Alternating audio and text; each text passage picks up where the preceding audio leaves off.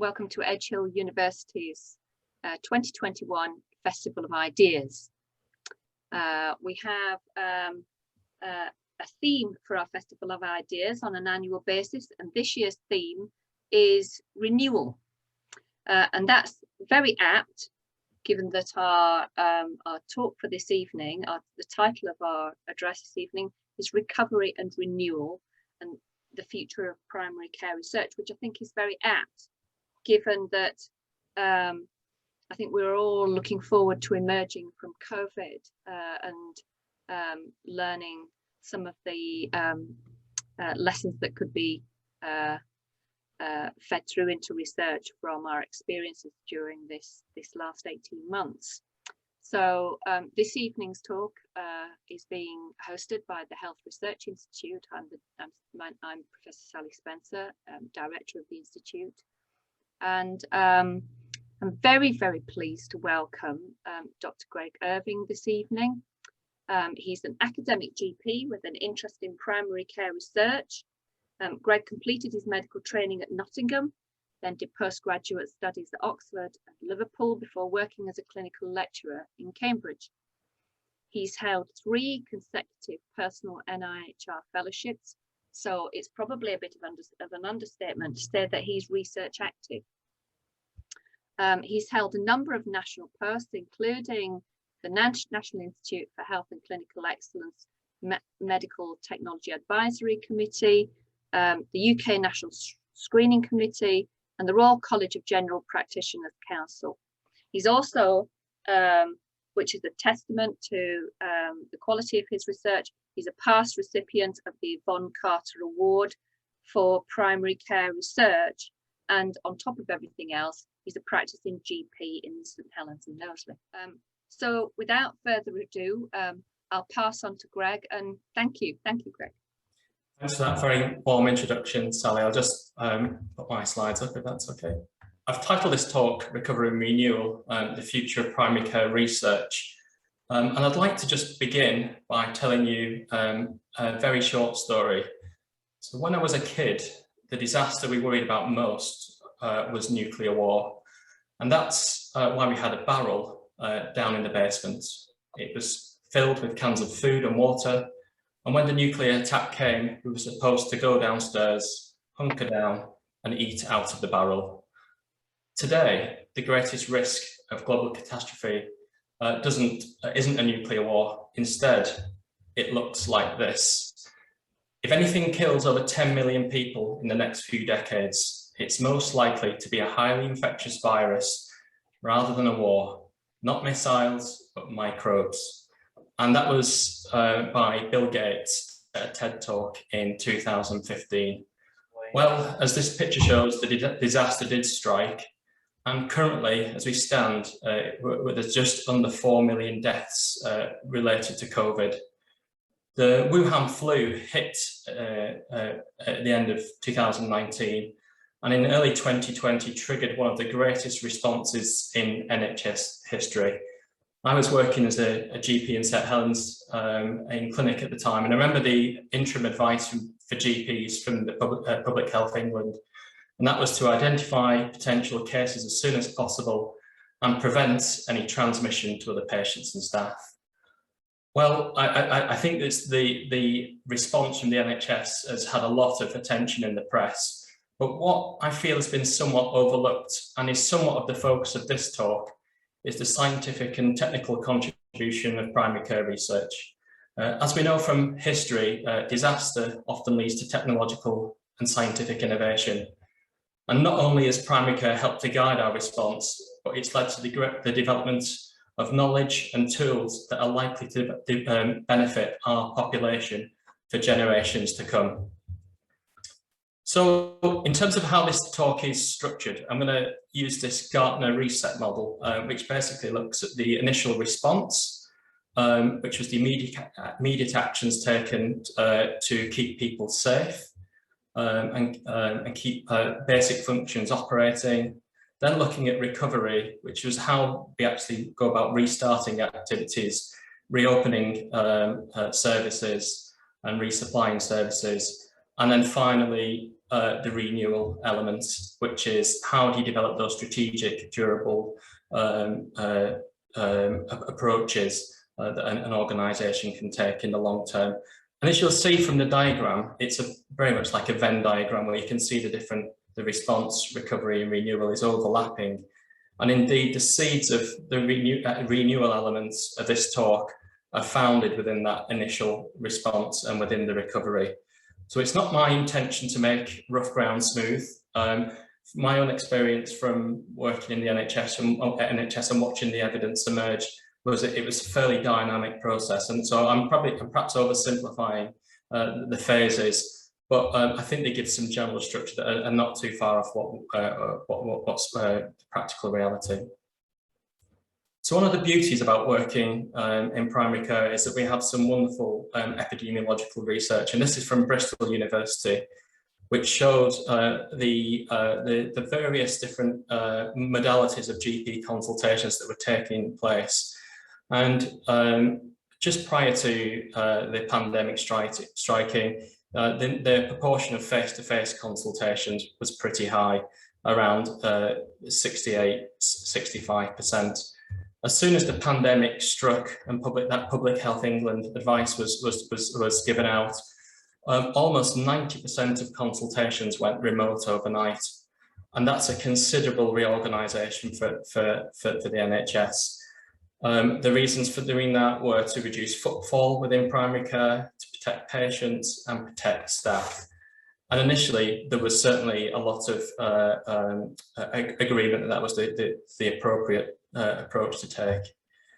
But almost overnight, we saw a whole plethora of guidelines developed, where researchers had worked incredibly hard to develop pathways and strategies and guidance of how to conduct remote consultations. Innovative tools like a QRX, which is like a short messaging service that enable video consultations, were implemented almost overnight with a pretty dramatic effect. And we heard a talk at the university from Professor Trish Greenall, who made a really significant contribution to the approach that should be taken to these consultations. Just looking at it within our own CCG footprints, because of doing remote consultations, we were concerned about patients not having an appropriate physical assessment.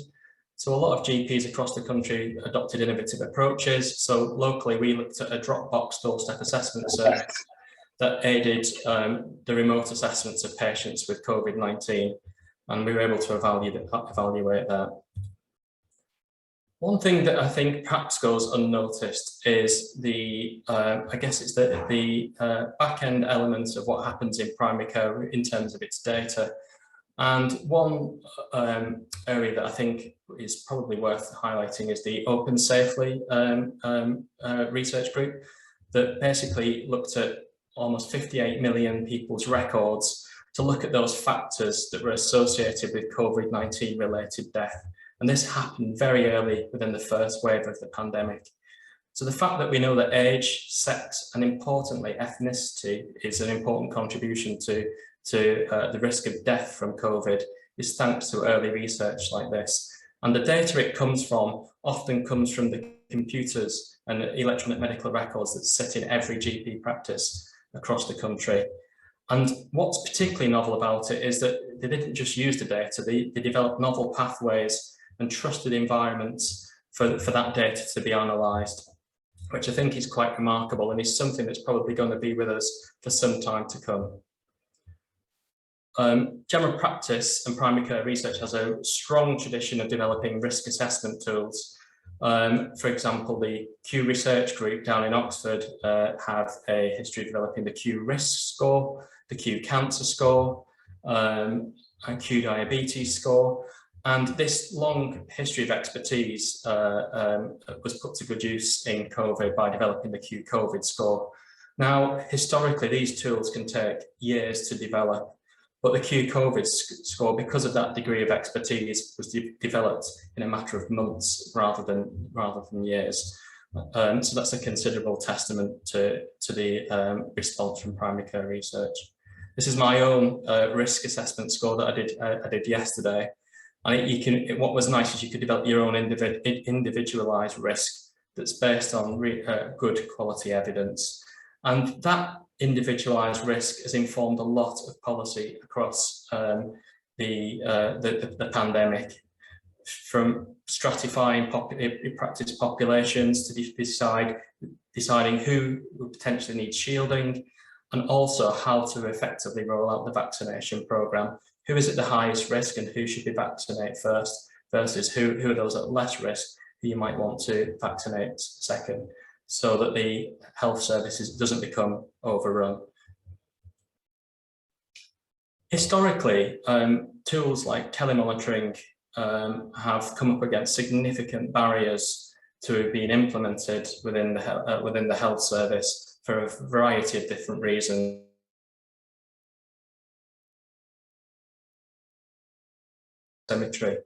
Now, lessons learned from the first wave of the pandemic were implemented by the time the second wave arrived, and we knew that patients were having episodes of silent hypoxia without many clinical symptoms, and then being admitted to hospital, often resulting in periods of time on high dependency units and intensive care units.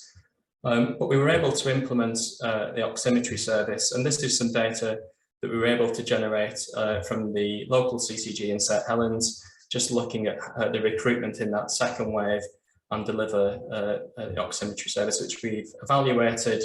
And it had, there was clearly episodes of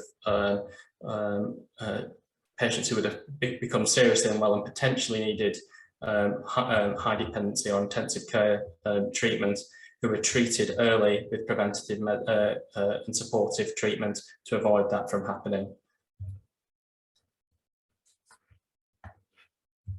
I think what is also of interest is the data behind and supportive data that we had. This is at the regional level through the Cypher platform, which is a platform that enables local data to be almost analysed in real time. I think it's updated every 3 hours, where there's a kind of a civic sharing of data across different sectors within the healthcare service, NHS digital data, general practice data, to give you almost like real-time data as to what's happening during the pandemic. And from my point of view, from a COVID oximetry, I was leading the service locally, and as I say, we could implement we could roll out the service in the morning, and by the afternoon we could check the effect that service was having, which is unparalleled. And really is a new way of working. So that responsiveness and that innovative use of data to improve the quality of services that were delivered was something really special. So this is modelled by Professor Ian Buchan just down the road at Liverpool, that shows that the model of that civic data cooperative. And I think what I'd like to highlight here is the involvement of patients in the process. So they're seen as trusted partners with involvement in the oversight, and an integral part of developing a regional trustworthy data environment. And I think that's something important and special that's going to be useful further down the line.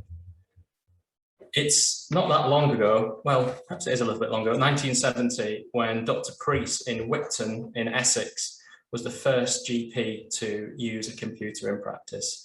So I think we've come a long way since then, but I think the message that I think this photo typifies is that primary care has a strong tradition of using data effectively. That's often quite a few years ahead of that it's often seen in secondary care. Certainly in my lifetime, I was using the electronic records in practice, while secondary care was still using paper-based records. So I think that strong tradition of using data effectively has always been there. So again, in my own patch in St Helens, I was able to use the Cypher data to look at the kind of distribution of that telemonitoring oximetry as it was rolled out for patients. We knew what the background demographic of patients were, and you can see on the figure on the right hand side, the blue column shows the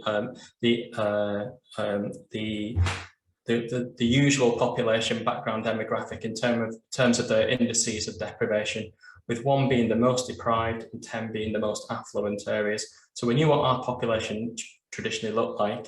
Then we could plot what the NHS digital feed of patients who were testing positive for COVID were. So we knew the distribution of what COVID looked like, and you can see the biggest proportion of cases were down in those more socioeconomically deprived groups. But what was novel about using the Cypher platform is that we could target the delivery of our service towards those groups to match the distribution of our background population. Now, historically, Tele Monitoring has been, people talk about the digital divide. The more affluent groups have been able to just take up the service, while those in more deprived areas have been excluded. So I think this was a really innovative use of data, and it's thanks to tools like the Cypher platform that we're able to do that. Professor Ian Buchan often talks about prescribing for equity, programming for equity, and I think this is perhaps a nice example of that. So I would argue that this system has evolved somewhat. So it's not that long ago that we were talking about learning health systems. We have this process of interpretation, feedback, change, assemble, and analysing, where you'd have audits and quality improvement driving that process. It seems that we've shifted much more to a kind of pandemic prepared system, where you've got this almost living model of continuous learning loops that link together the person, the population, and the provider to improve care almost in real time. So it does beg the question of what is the place for audit and quality improvement in the future when you've got these models in place. So I think that's certainly an evolution of the system as it progresses forward. Moving on to some innovative trials that took place. So one trial that my own practice took part in was the Principal study, which was a randomized trial that looked at a range of different interventions to try and treat those patients over the age of 50 initially, who were at high risk from COVID, and try and see which interventions worked to essentially keep them at home and in the community rather than being admitted to hospital and having severe adverse outcomes. And this, I think what was, as well as identifying really effective treatments like budesonide, what was really novel about this was the adaptive trial design that they used. So they used an innovative approach where they were testing multiple treatments. But what I really liked about it was that they were using routine data that was channeled through the practice, through to the RCGP Research and Surveillance Centre to look at the outcomes of what was happening to these patients. So that's a really innovative use of patient. And to me as a practitioner, and apart from initiating the patient on within the study, all the outcomes were followed up remotely, which was a really effective way to do a trial and a very efficient way to do a trial. So I think that might be something that will stick with us for years to come. And of course, these things don't happen in isolation. So this was the team at the NIHR Clinical Research Network, and particularly Lee, who's on the right-hand side. He won't thank me for doing this, but Lee came out to our practice almost every single week during the pandemic to help make sure that the trial was running effectively and make sure that there was good recruitment into the study. So, as I say, these things don't happen in isolation. So that's a little bit about the response, and hopefully you can see some seeds of the renewal within that. So next I'm going to move on to recovery. So again, a bit of a COVID theme here. And when thinking very much about reopening society, within the pandemic, one of the key things that has enabled us to reopen society has been COVID testing. But again, general practice and primary care research has a strong tradition of expertise in looking at the accuracy of diagnostic tests and the performance of tests, and making sure they're suitable for use in not just in secondary care, but in primary care and I guess the general public as well. So there was studies like the Expectancy program of work that, as well as looking at the performance of tests, developed some excellent patient information sheets for different age groups. So you can see on the screen here for children under the age of 6 to 9, 10 to 15, which is a really important piece of work as well. My friend and colleague, Jessica Watson, again, was also, this is a piece from the BMJ where she was looking at the performance of lateral flow tests. And I guess an important part of academia is sometimes saying what's effective and what might not be as effective as initially anticipated. So Jess did some wonderful work around looking at the performance of tests as they were used. And again, trying to improve that public understanding and inform policy in relation to testing. Next, perhaps moving on to the big one, which is vaccination. As you can probably see from the cow in the window, this is Edward Jenner, who I like to think was, I guess, a precursor to the GP. He was certainly a family doctor, and he pioneered, or was one of the pioneers of the smallpox vaccine. And certainly general practice and primary care research has a strong tradition of vaccination. Most vaccination programs, or many of them, are certainly run through general practice, particularly childhood immunisations. And we have a long tradition of vaccinating the population, certainly in the UK and primary care as a whole, beyond the UK as well. So many of the approaches that we take and pathways that we use have been historically developed through the experience in primary care.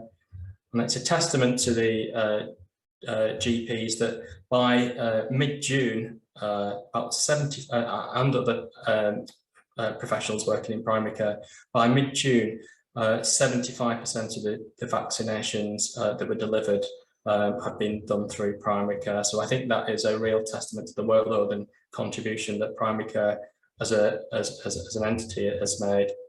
And as I say, many of those approaches that are taken come from what's historically been done in primary care. This is just some photos from our local vaccination centre in St Helens. And again, it's really interesting to look at the novel use of data that's the patients are able to be followed up. So again, looking at outcomes of patients that have been vaccinated. So again, looking at data like whether one vaccine was as effective as two shots. You probably remember that debate. A lot of that has been informed by primary care data and that routine data that's been captured. This was an image that was widely circulated by a Dr. Evan Wong, I think from the USA, that it's meant to be like a representative model of potential phases of the pandemic. So phase one being the immediate mortality and morbidity of COVID. The second wave being the impact on resource restriction on urgent non-COVID conditions. The third wave being the impact on uninterrupted care and chronic conditions. And certainly, judging by my clinic today, I think that we're certainly, there's an element of being sat in that third wave. But also we're seeing signs of the fourth wave as well. That's I guess the issue around mental illness, economic injury and burnout. So there's quite a lot to cover there. So I'm going to focus on one element, which I would say is the issue of long COVID. And again, primary care has been key in terms of looking at long COVID. And there's been debates in the news today about using primary care data to look at how we're managing long COVID and inform policy. But interestingly, a lot of the tools that have been developed to support individuals with COVID and that COVID recovery have come from primary care research. So this is the Living With tool that's an evidence-based tool to help patients recover from COVID. And again, this can be used at scale. So again, developing resources that might be useful and have generalizability to the future. I'm just going to switch now onto the renewal aspect, which is the main focus of the talk. It's going to drift away slightly from COVID, and that reflects a lot of the discussion that's in a lot of the policy documents at the moment. I think a lot of those key points are informed by COVID, but you'll probably sense the slight change in direction at this point, and that isn't intentional, and it reflects what a lot of policy and practice is experiencing at the moment.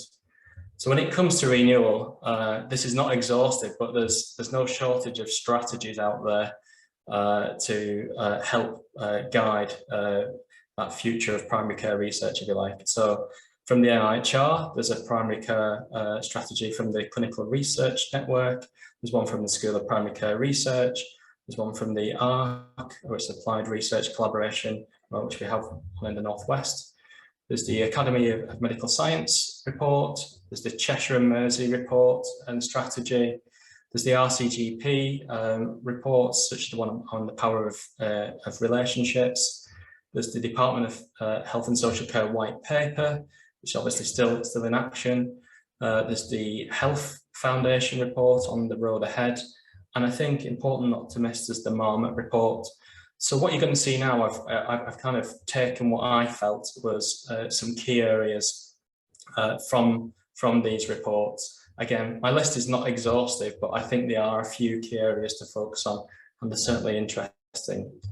So the key priorities I've chosen to look at are health and health inequalities, changing patterns of morbidity and mortality, challenges around new technologies, and workforce and skill mix in primary care.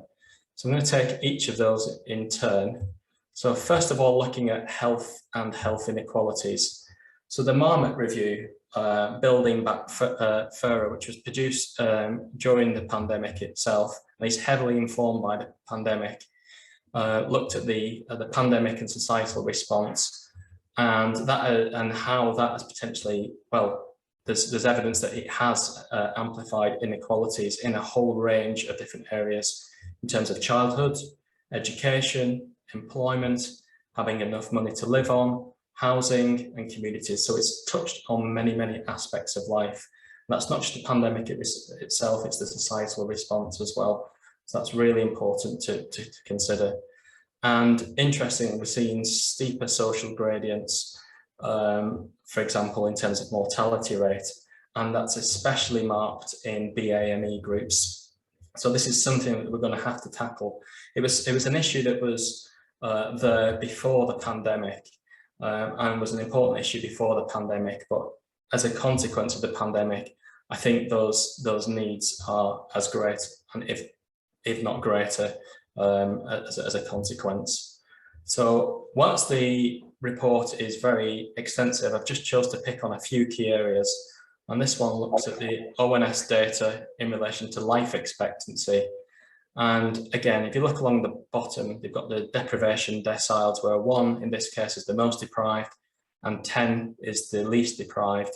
And if you look at that gradient in life expectancy, you can see even before the pandemic, between 2016 and 2018, you could see there was a gradient from 74 years in the most deprived to just under 84 in the least deprived. So almost a decade difference, depending upon the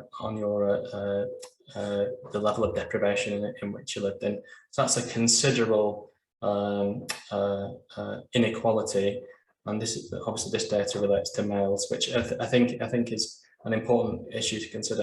And it'd be very interesting to see what the effect, I guess, as the ONS data emerges, what effect the pandemic has had on that. Again, looking at life expectancy, again, this is for males and females this time. If you just look at the gradient, you can see from 2008, we got used to this kind of increasing gradient in life expectancy. And then we hit 2011 and that rate really started to slow down. And that's a phenomenon that's occurred, it's been quite marked within the UK. Interestingly, the latest ONS data is not too unpositive in terms of life expectancy, but there's certainly that steep trend that we had early between around the 2008 and up to 2011, that the steepness of that gradient has certainly diminished. So again, these are important inequalities that we're going to have to contend with, and they've not gone away or disappeared. So we spoke before about innovative use of data, and whilst I don't think primary care is necessarily the place to address all those inequalities, I think that's probably in the realms of education, local government, much more upstream than primary care and general practice. I certainly think general practice has the ability to exacerbate inequalities if it's not careful. And the use of technology and tele monitoring and things like that could potentially exacerbate inequalities if we're not careful. So I think the future will be interesting in terms of whether we can actually look at using data to program for equity as well. And certainly two of our PhD students at Edgehill, Lucy and Anna, have been looking at using local data with the help of the team at GraphNet to use that kind of trusted data environment to look at issues around, in this case, multimorbidity, but also whether social deprivation and related issues and how that can be potentially mitigated and how we deliver care. So I think that's a potentially exciting area of research that we're going to see in the coming years as we renew post-COVID. As I say, within St Helens, we're very fortunate that we've got this shared care record. And what's really nice about it is that we have this collection of data from different sources. So we have the hospital data, we have data from the GP surgeries, there's about 33 GP surgeries locally. We have data from social care, which is what really makes this data innovative. Most data that's linked that you'll see in the national press, it tends to be primary and secondary care data, but having linked social care data is really novel, and it'll be interesting to look at how that can be effectively utilised. And we also have data from community and mental health services that's combined into a single record. So it'll be really interesting to see how that can be used and utilised to affect population health. Next point is changing patterns of morbidity and mortality. And of course, you could pick a whole range of disease areas here, but I've chosen to pick on the issue of multimorbidity. Multimorbidity, as this quote says, has emerged as one of the greatest challenges facing healthcare services, both presently and in coming decades. And it was certainly highlighted in the Department of Health and Social Care white paper that was published in February of this year.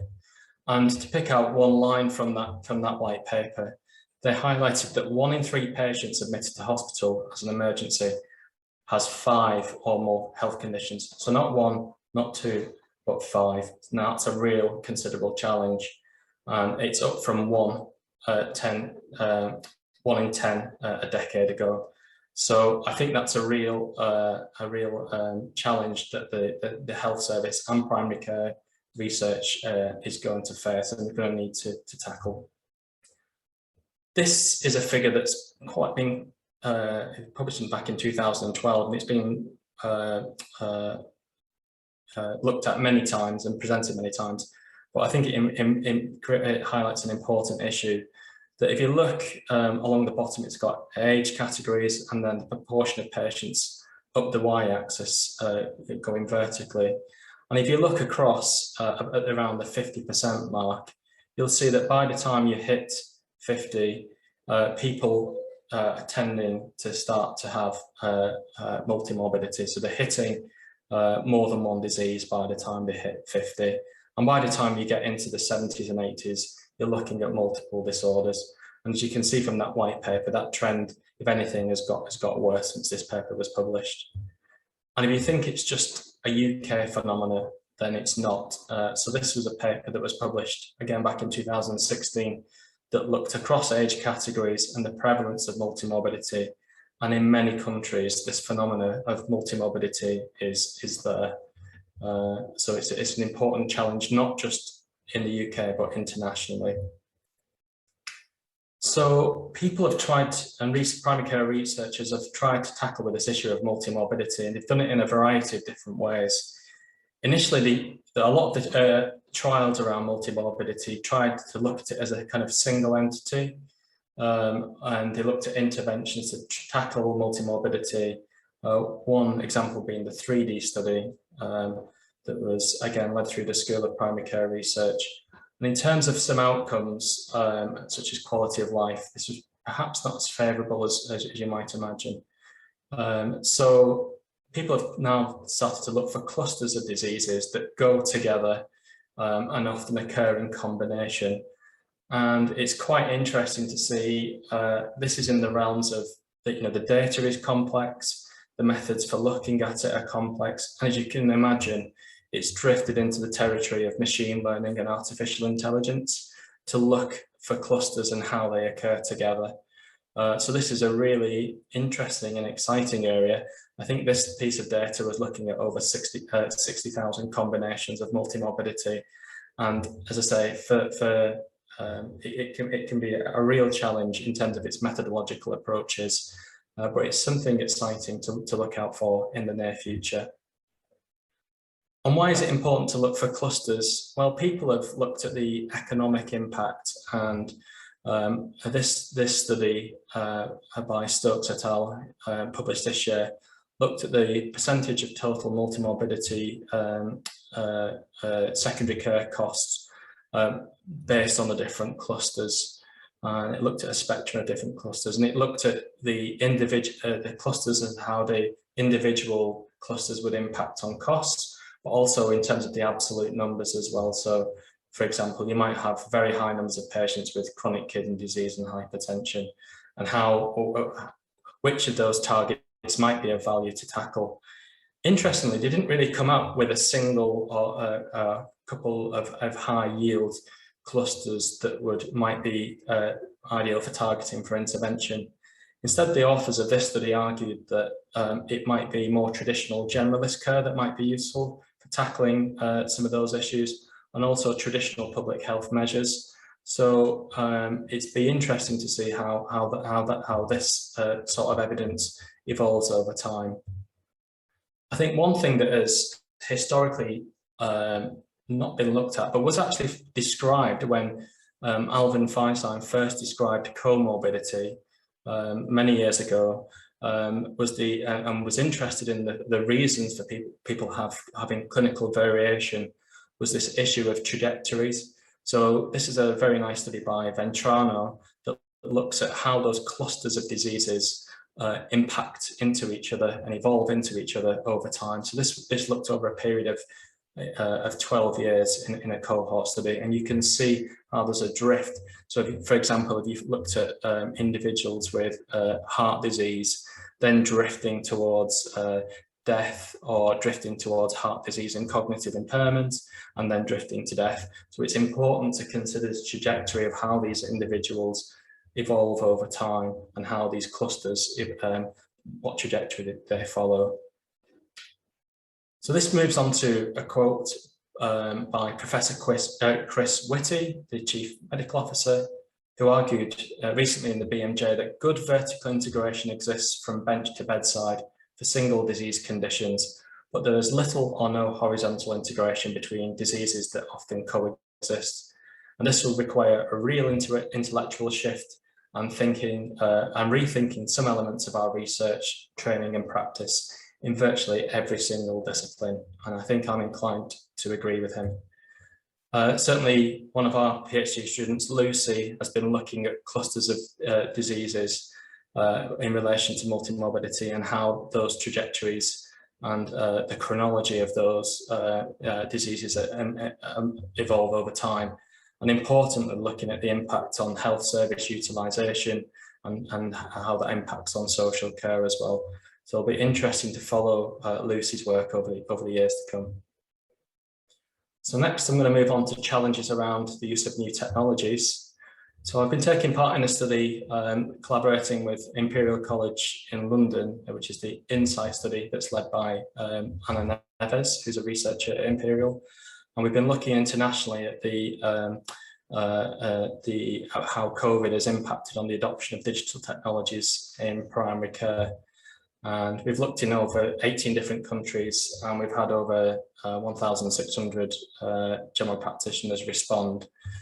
And what's really interesting is how that different organisations have adapted to that kind of digital first approach. There's certainly a degree of a pendulum and a spectrum of the degree of digital first. across the different communities. But we look forward to seeing the outputs from that study in the near future. So this is an image of the Doctor. It's a painting that's held in the Tate by Luke Files from 1891. And I think this is kind of the traditional view of what people perceive the general practitioner or the family doctor to be, attending in person, observing the patient, having that good patient relationship. So what's interesting to see is some of the technology that's emerged during the pandemic. And certainly locally, we've been we're about to evaluate a device called Tyto, which is it's a remote tool that supports physical assessment.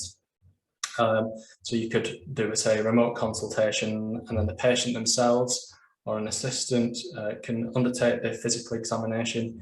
It has AI incorporated into it to make sure only high quality findings are then transmitted.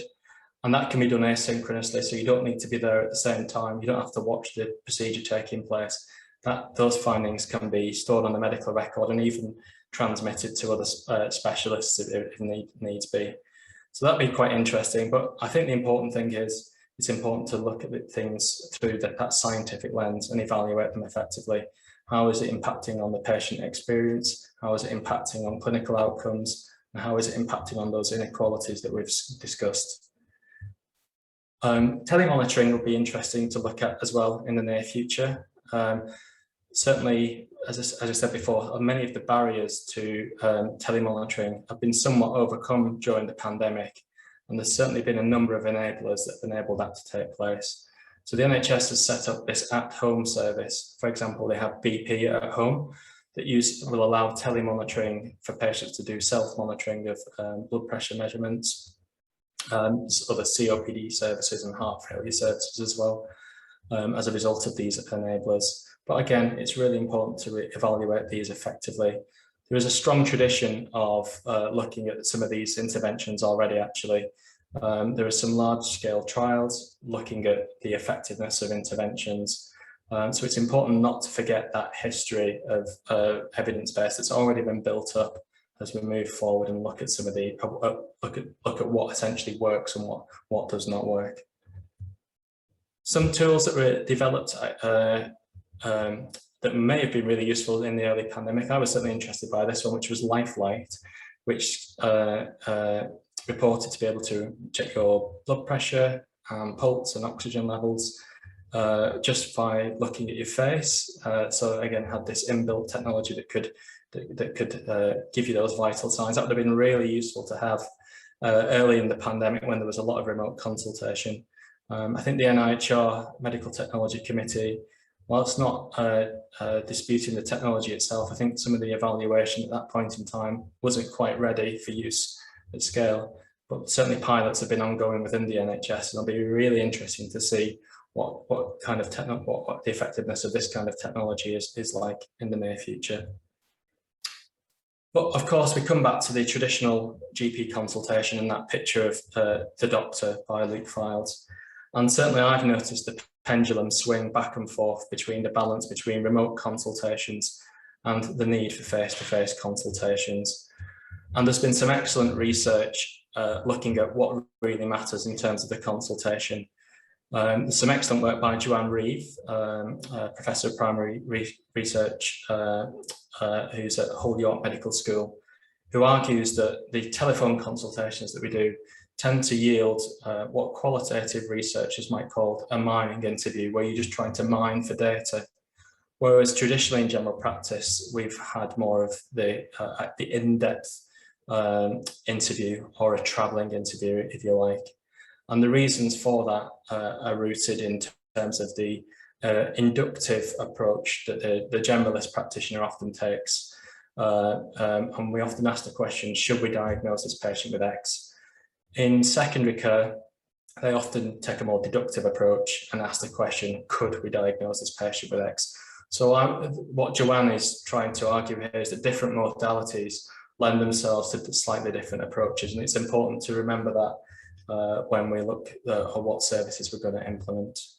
And certainly that was picked up in the recent RCG report, that looked at the power of relationship and what is relationship-based care and why it is important. I thought this quote was really nice by Swinglehurst et al.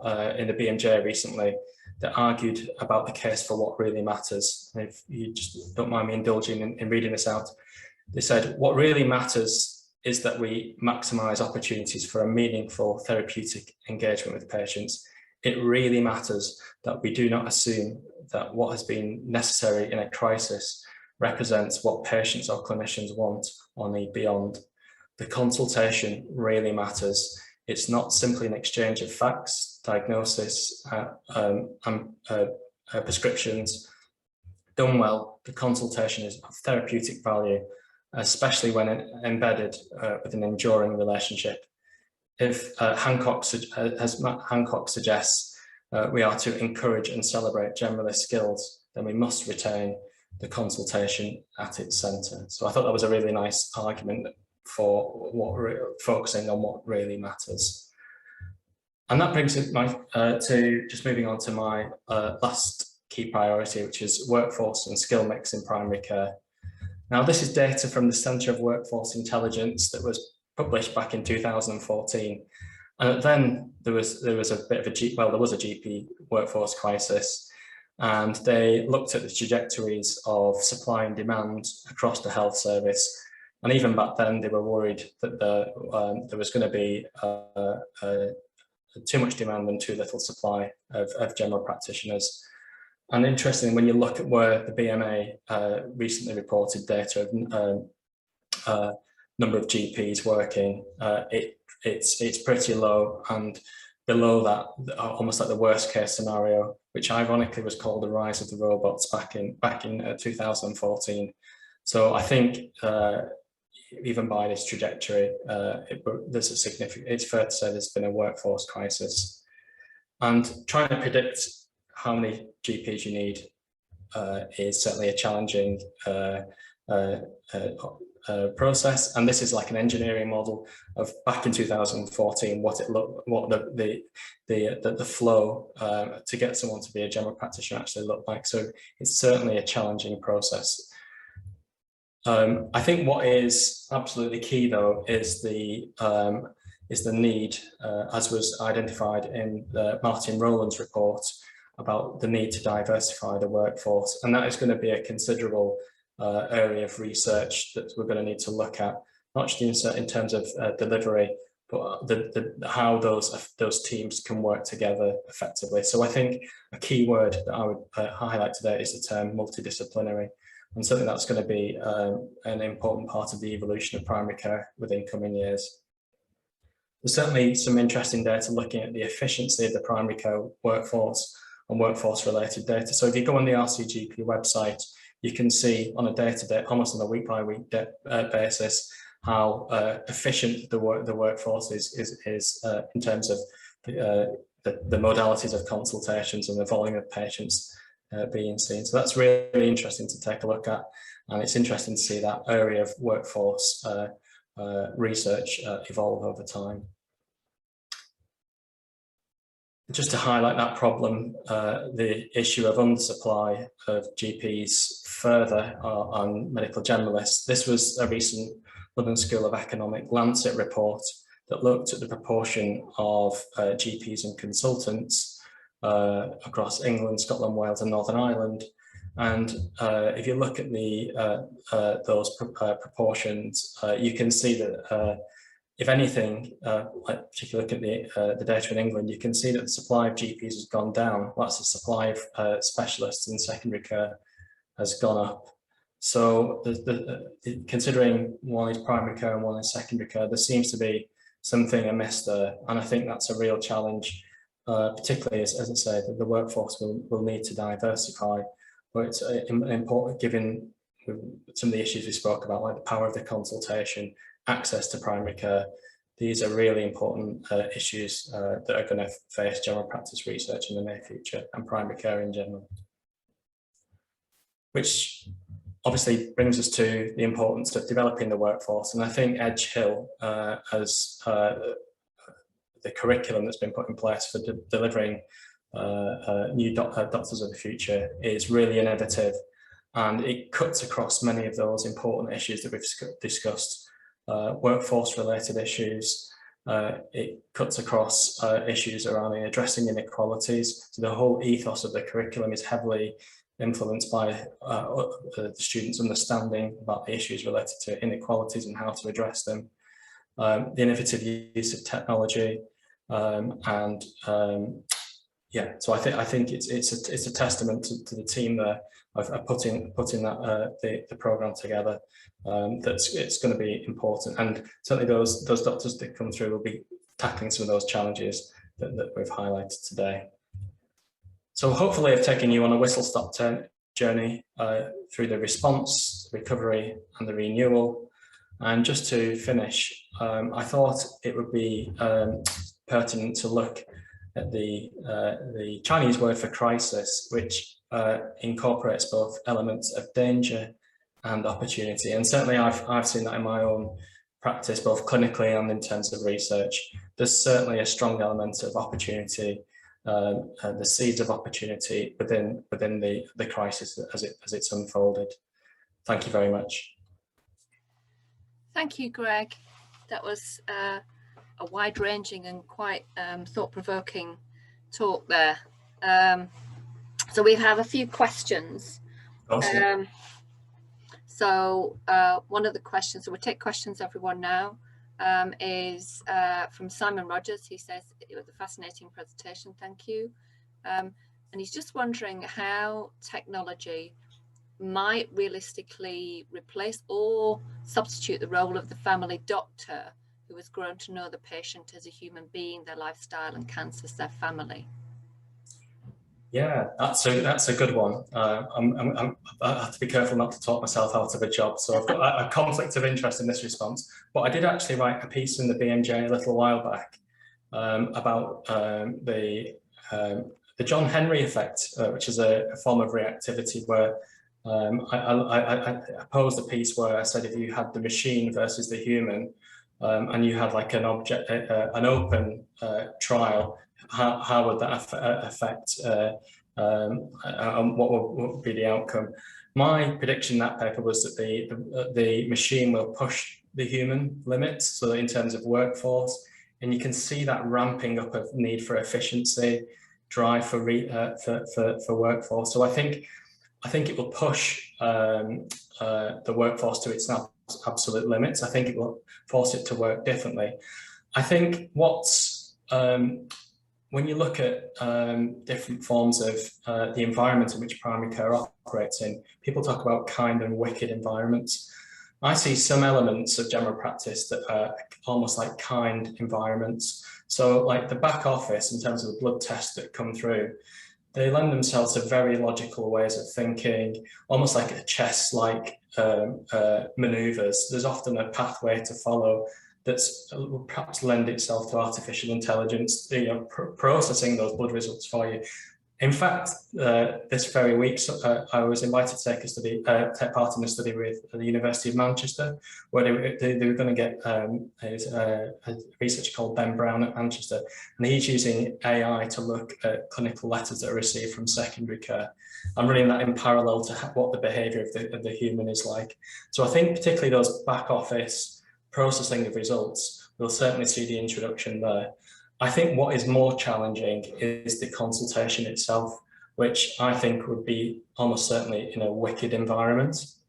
So whilst AI has mastered games like chess, more complex games like I think Go, it's struggled at, and other wicked, when it's put in that wicked environment, it's less effective.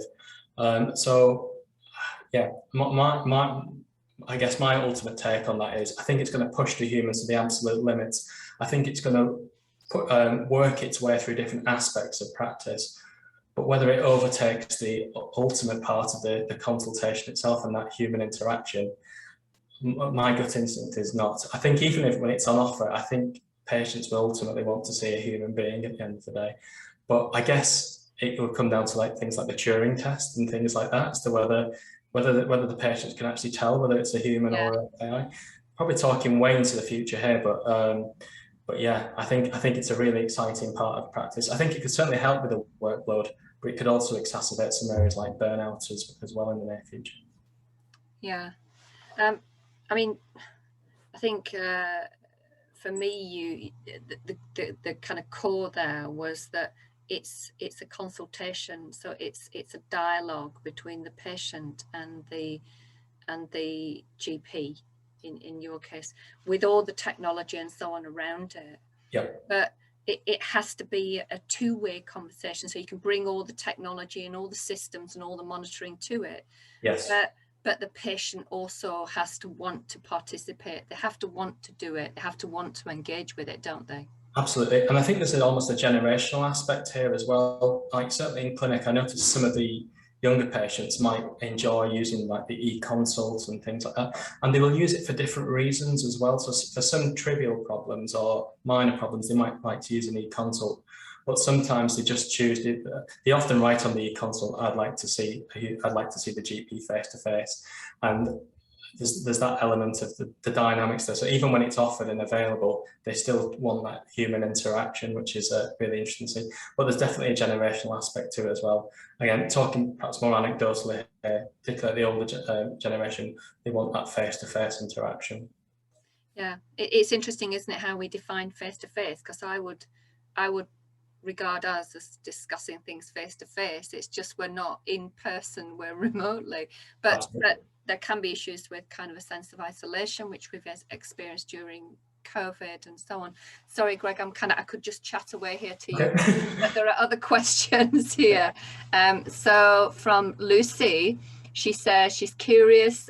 Studies have really focused on GP consultations and referrals, but there is limited evidence on how consultations from other practitioners, nurses, community health specialists, etc., fit in, especially when addressing the inverse care law, especially in socioeconomically deprived areas.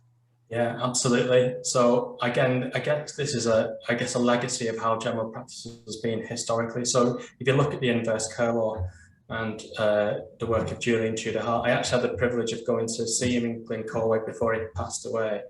And he was almost like a single-handed general practitioner. He did have a team of nurses with him, but most of the consultations were done by himself. Yeah, certainly looking at the inverse care law, it was particularly looking at issues around hypertension. It was a very different model of general practice then, where it was very doctor-centric and GP-led. The service, like just reflecting the difference between Julian's practice and what my practice is like now, they're worlds apart. You've got this multidisciplinary team. So like just this morning, we've got nurse practitioners in there. There's 3 or 4 nurse practitioners, physiotherapists, mental health nurses, and myself. So it's much more of a team-related response. Lucy's quite right. In terms of the research that's gone on, I think it has been historically quite doctor-centric. And it'll be interesting to see, as these new models of care take place, what the different impacts of those areas are.